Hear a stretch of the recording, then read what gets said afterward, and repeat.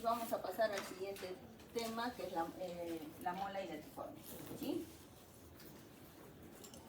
Entonces, la mola es la enfermedad trofoblástica gestacional, se va a caracterizar por anormalidades proliferativas trofoblásticas. Histológicamente lo que vamos a ver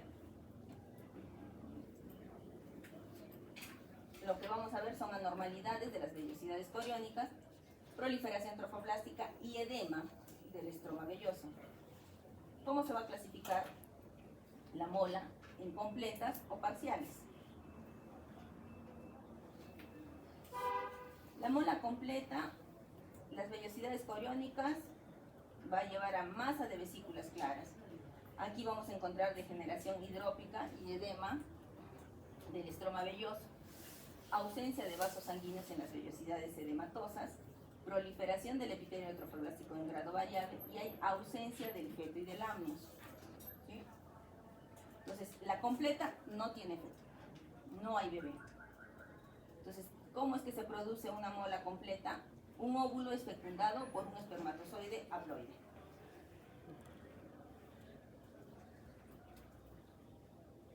La mola parcial. Va a haber cambios focales y hay tejido fetal, hay un feto. Entonces, igual va a haber edema, es de una evolución lenta, hay zonas avasculares.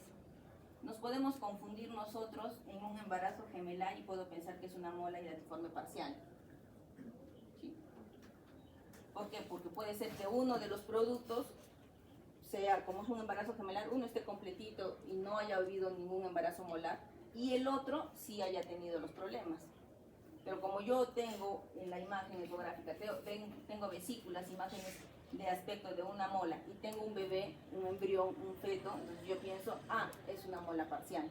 Y de repente son dos, que es otra cosa. ¿Sí? ¿Sí me puedo confundir? Sí. ¿Cómo nosotros vamos a llegar a saber si realmente eran gemelos o era una parcial? Con la anatomía patológica. La mola completa y el feto van a tener placenta normales como una mola parcial diploide. El 20% de las molas completas pueden degenerar a una neoplasia trofoblástica gestacional y el 0.5% de la mola parcial hay esa incidencia de que degenera una neoplasia trofoblástica gestacional. Es por eso la importancia de hacerle seguimiento a estas pacientes. Si yo tengo una paciente que ha tenido un embarazo molar, sea parcial o sea completo, que si bien es cierto con las completas hay más riesgo de que haga una neoplasia trofoblástica, pero en ambas debo de hacerle seguimiento. Entonces la importancia que por lo menos en 2 años la paciente no se embarace. ¿Por qué? Porque en esos 2 años yo le voy a hacer el seguimiento ¿cómo? Con el dosaje de la beta-HCG. Pero si yo me embarazo a los 3 meses, la beta-HCG va a subir. Y no sabemos si está subiendo por el embarazo o porque hay en algún sitio de mi cuerpo beta-HCG. ¿Sí? Entonces es la importancia de que la paciente no se embarace y de explicarle a la paciente eso. Entonces también tenemos que hacer un diagnóstico de los quistes de la teca luteínica. Aquí vamos a encontrar los ovarios con múltiples quistes de la teca, que se caracterizan por una superficie lisa, amarillenta y revestidas de células luteínicas.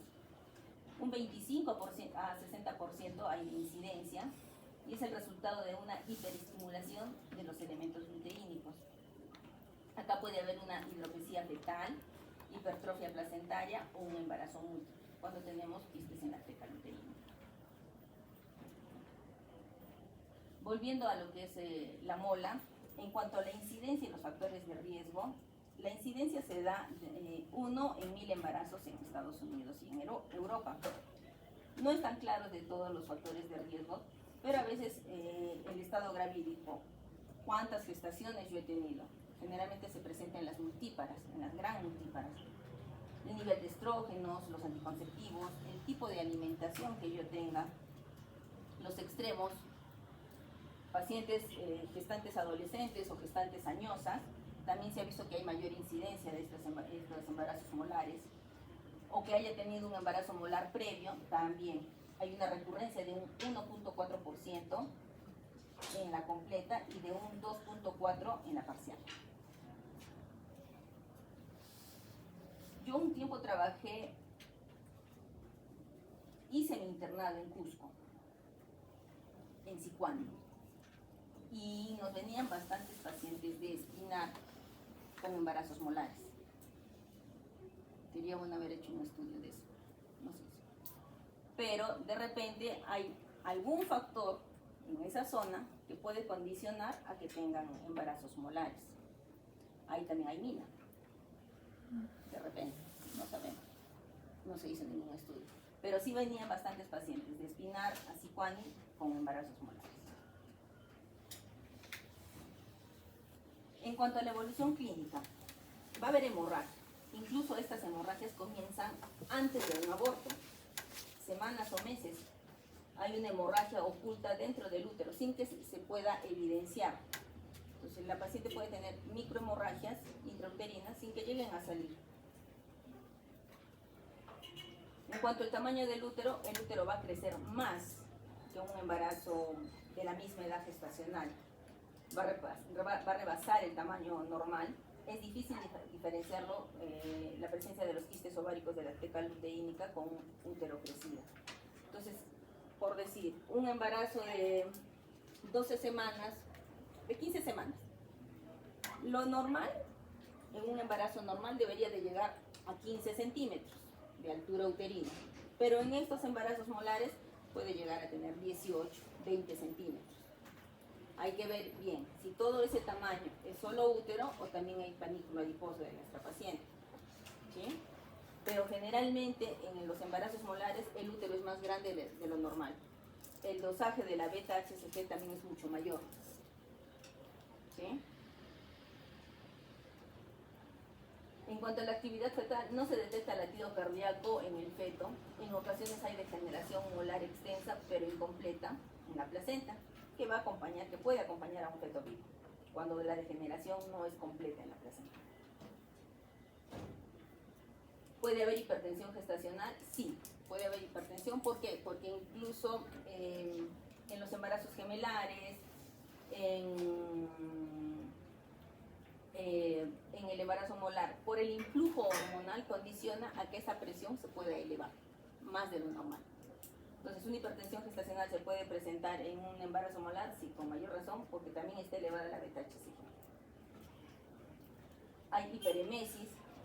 ¿Por qué? Porque los niveles hormonales también están alterados. Hay mayor beta-HCG, entonces mayor hiperemesis. Surgen náuseas y vómitos intensos. Puede haber tirotoxicosis.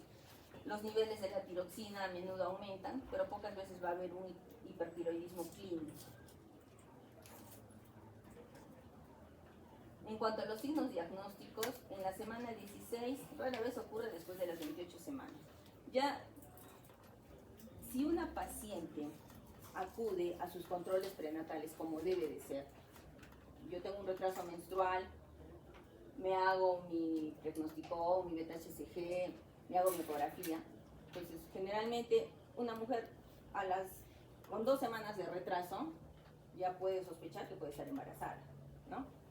Entonces, más o menos me estaría haciendo todo mi ecografía, todo esto, a las 6 semanas, 6, 7 semanas. Entonces, yo ahí ya sé si estoy embarazada o no. Entonces, si una mujer se hace su ecografía o se hace su prueba de orina, ya no se hace ecografía, una prueba de orina y le sale positiva, ya sé que estoy embarazada. Debo de hacerme mis controles mensuales. ¿Sí? Ya sé que estoy embarazada, entonces, ¿qué es lo que sigue? Hacerme una ecografía y acudir al establecimiento de salud para hacerme mis controles. Entonces, generalmente, a más tardar a la semana 16, ya se diagnostica un embarazo molar. Pero muchas veces nuestras queridas pacientes no acuden, no se hacen ni sus ecografías, tienen su retraso, sí tienen náuseas, vómitos, sí debo estar embarazada. Y no voy a mi control. No me hago ninguna ecografía, no me hago nada. Y después, bueno, tienen sus náuseas, sus vómitos, todo, pero no acuden, piensan que se les va a pasar. Y después, cuando ya acuden, cuando la barriga ya está mucho más grande, es que recién se diagnostica. Por eso, rara vez ocurre después de las 28 semanas, porque ya muy rara vez una paciente después de las 28 semanas va a ir a su control. Generalmente va al quinto mes, al 6º mes, alguien que es irresponsable. Pero alguien que es responsable con su embarazo, apenas tiene su retraso, se hace sus exámenes, se hace su despistaje y corrobora el diagnóstico del embarazo. Entonces, por eso, a la semana 16 y rara vez ocurre después de las 28 semanas los diagnósticos, ¿sí? ¿Cómo yo llego a un diagnóstico? Con una ecografía. Yo puedo tener un útero aumentado de tamaño, puedo pensar que son 2, o puedo tener miomas. Entonces, porque si yo tengo miomas, mi útero va a crecer más de lo normal, porque los miomas también son hormonodependientes. Una gestante que tiene miomas y se embaraza con miomas, esos miomas van a crecer durante el embarazo. ¿Cuándo disminuyen de tamaño los miomas? Cuando deja de menstruar, cuando entra ya en la menopausia y ya no tiene el influjo hormonal. Pero mientras tenga hormonas, y sobre todo en el embarazo, que hay altos niveles hormonales, entonces ahí los miomas aumentan de tamaño. Entonces, ¿cómo yo sé, cómo diagnostico si es un embarazo molar, o si es un embarazo gemelar, o si tengo miomas? Con una ecografía. ¿Sí? Entonces, otra es que yo pueda evidenciar la salida de material pardo sanguinolento. Generalmente cuando la paciente expulsa, se ven como uvas, como vesículas, de distintos tamaños, grandes, medianas, chiquitas, de todos los tamaños. Al momento de evacuar el contenido uterino de un embarazo molar se va a ver eso, como racimitos de uvas de distintos tamaños. Hay grandes, medianas, pequeñas. Otro signo, como les decía, es el agrandamiento del útero, ausencia de partes fetales. Digamos, viene una paciente a las 25 semanas y queremos hacerle la maniobra de Leopold. No le encuentro nada. Sí, ausencia de partes fetales. La imagen ecográfica característica, la beta-HCG, que va a ser mayor a lo que debería ser a su edad gestacional, la preeclampsia antes de las 24 semanas y una hiperemesis gravídica.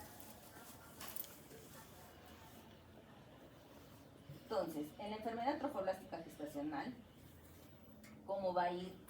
Si yo encuentro una beta-HCG menor de 100.000, es de bajo riesgo. Si encuentro mayor de 100.000, ¿por qué está tan elevada? Pueden ser 2 o puede ser un embarazo molar. Entonces, siempre debo de pensar en eso. El volumen del útero, si es que es menor que su amenorrea, entonces me aleja la posibilidad, hay un bajo riesgo de que sea un embarazo molar.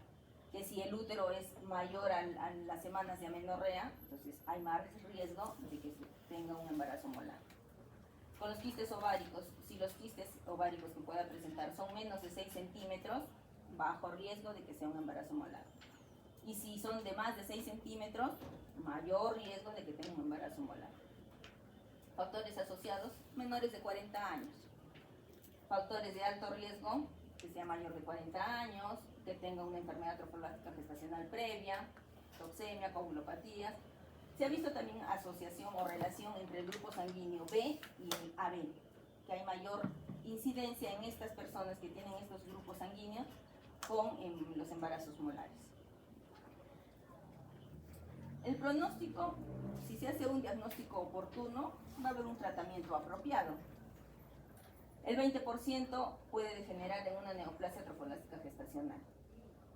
¿Por qué es importante hacer un diagnóstico oportuno? Porque si yo hemos hablado que va a haber hemorragias, microhemorragias, que a veces no salen a vagina al exterior, y esas microhemorragias pueden ir invadiendo las paredes del útero, el miometrio.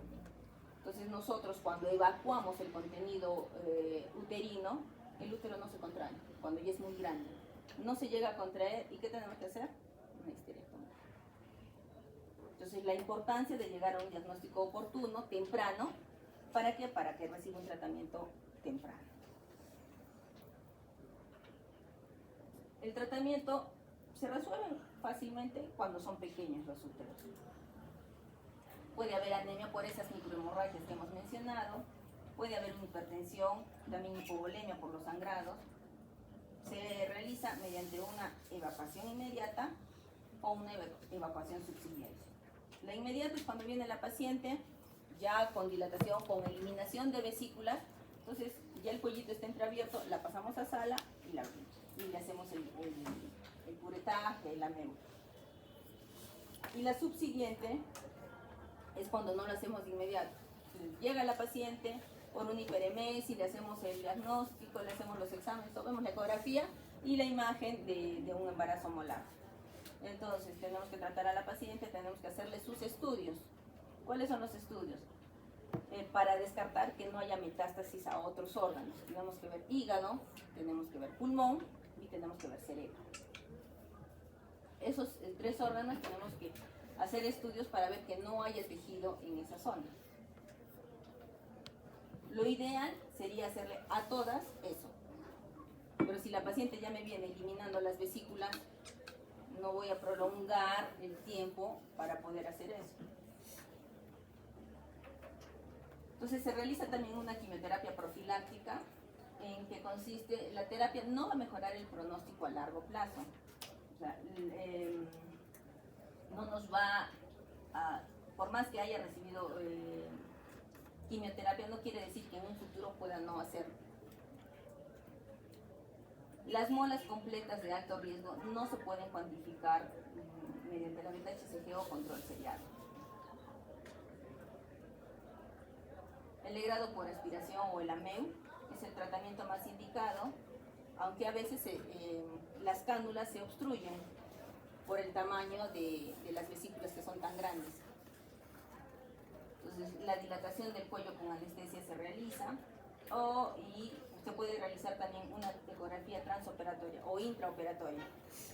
Estoy evacuando, ya parece, ya pienso, ya siento que no hay más contenido endouterino y le hago una ecografía para corroborar que ya no hayan vesículas. La vigilancia del embarazo molar, hay que evitar un embarazo, dice durante 6 meses, pero por nuestra población se recomienda 6 meses, porque tenemos gente que vive alejada en zonas del campo, que no se va a hacer un adecuado control. Incluso hay zonas en donde no se puede realizar una beta-HCG. Entonces, cuando ustedes vayan a hacer su serum, van a ver sitios en los que no hay laboratorios o existen los laboratorios básicos. Hemoglobina, hemograma, pero no hay para hacer un dosaje de beta-HCG cuantitativo. Y eso es importante. Es nuestra realidad. Se debe de medir cada 2 semanas los niveles de beta-HCG para descartar un problema de una neoplasia, eso en los primeros 2 meses. La quimioterapia no está indicada mientras persista la regresión de los niveles séricos. O sea, si yo me estoy haciendo mis controles de la beta-HCG y esta está bajando, no sería necesario recibir una quimioterapia. ¿Por qué? Porque está bajando. Si es que en algún momento baja y después se eleva, hay que descartar un embarazo y descartar que no se haya ido a algún otro órgano. Los niveles normales de beta-HCG se mide cada mes durante 6 meses, después se va haciendo cada 3 meses y después el segundo año ya se hace cada 6 meses. Pero esa es la importancia de hacer el seguimiento. Pero si nuestra paciente vive en la altura, en el campo, muchas veces se les complica venir a la ciudad para poderse hacer sus estudios. Entonces, la importancia de concientizar a nuestros pacientes de hacerse sus chequeos, de hacerse sus controles.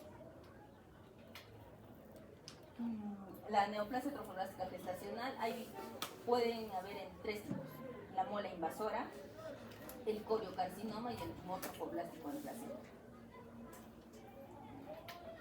La mola invasora se va a caracterizar, y es la más frecuente, por la proliferación trofoblástica excesiva y la penetración extensa por parte de células trofoblásticas, incluidas vellosidades completas. Esta es la imagen típica de una mola. Así son imágenes que no se van a olvidar. O sea, así como lo ven, así se ve cuando sale. Cuando se hace la evacuación del útero, son vesículas, son como globitos de distintos tamaños, como uvas de distintos tamaños. En la mola invasora hay hemorragia irregular y una subinvolución uterina. ¿Alguna pregunta que tengan respecto a este tema?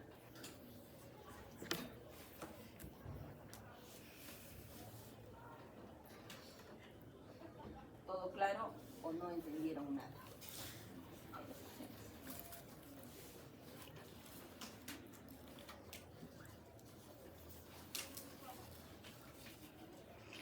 Quiero pensar que está aquí.